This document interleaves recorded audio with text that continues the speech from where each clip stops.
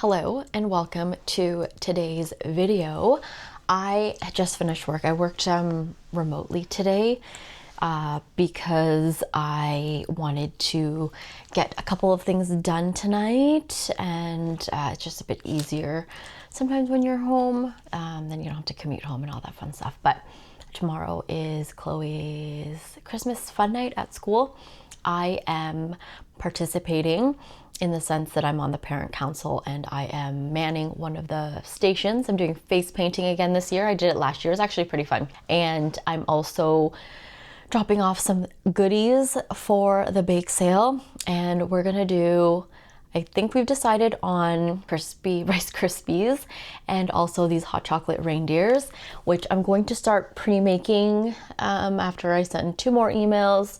I'm technically done working now, but I just wanted to get some of the stuff off of my plate for tomorrow. Anyway, it's been a very busy day just toiling away, and I haven't even left the house really much today other than drop off. I did do Orange Theory this morning, and so like I said, I go to the 5:30 class, and no one hardly ever dresses up at the 5:30 class. So right now it's like the 12 days of Christmas, and every day is a theme. So today's theme was Rudolph for wearing red. I actually don't have any workout gear that is red, and so I couldn't participate in that regard, but I did have a red scuba sweater from Lululemon, and I also got like a reindeer headband.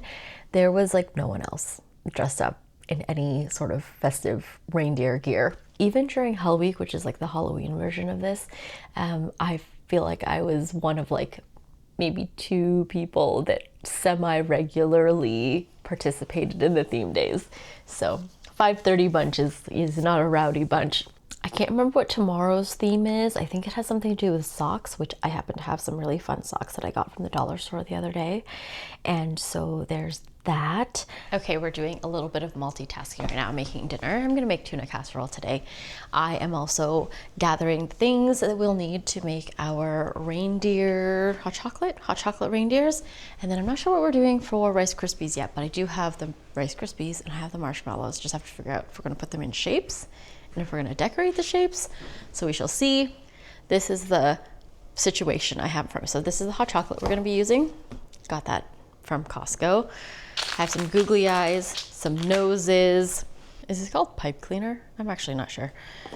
Marshmallows, Chippets. I got 2 kinds, milk chocolate and semi-sweet in the minis, super fun.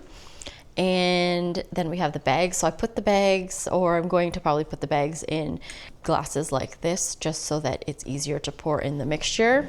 I have glue. I'm testing out the best glue for the googly eyes. So I have hot glue, which hopefully I doubt this will work because I don't think the plastic is strong enough to withstand the heat.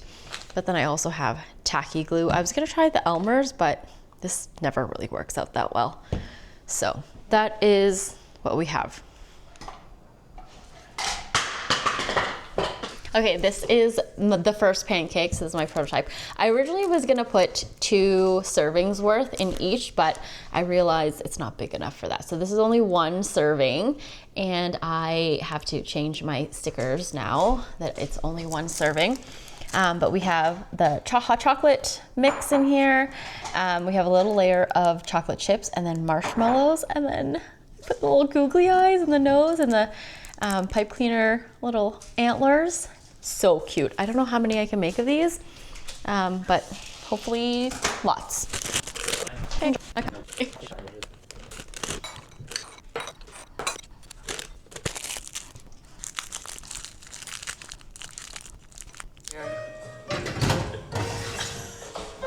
Oh no, she dabbed that gougere.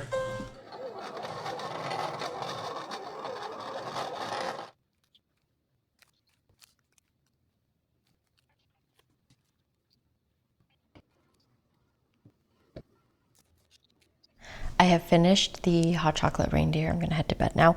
We didn't end up making Rice Krispies because one of the ingredients we needed, Bo forgot to pick up on his way home, and it was just too late to go pick it up. We were going to do the candy canes, and I had asked him to do the Twizzlers to wrap around it like a candy cane, but he came home too late, and then he also forgot it. So didn't end up doing that.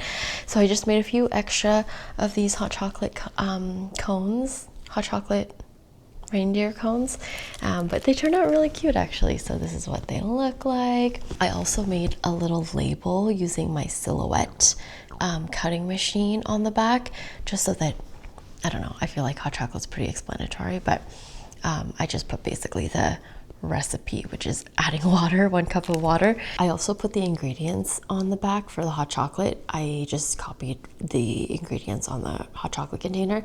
And because it is I don't know how they market it, but there's only 5 ingredients in the hot chocolate, and it's cane sugar, dairy, pure cocoa, salt, and vanilla.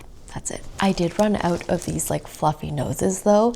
So luckily I remembered I had a set for like a Christmas ornament decorating kit that had a bag of colorful pom-poms. So that they had a few of the red, and then I used pink for some of the other ones. But yeah, we also did different colors of the labels on the back. So I think there's 5 different colors, but yeah, very cute. I was able to make 33 of these using 2 bags of the Chippets and 1 bag of mini marshmallows.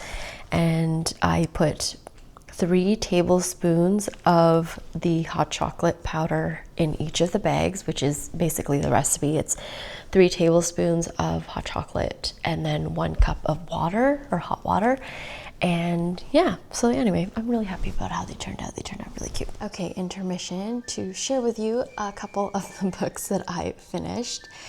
So another Christmas read that I finished is Merry Christmas, You Filthy Animal by Megan Quinn. So this one's a little bit of a spicier book, I guess, has like open door spice in it.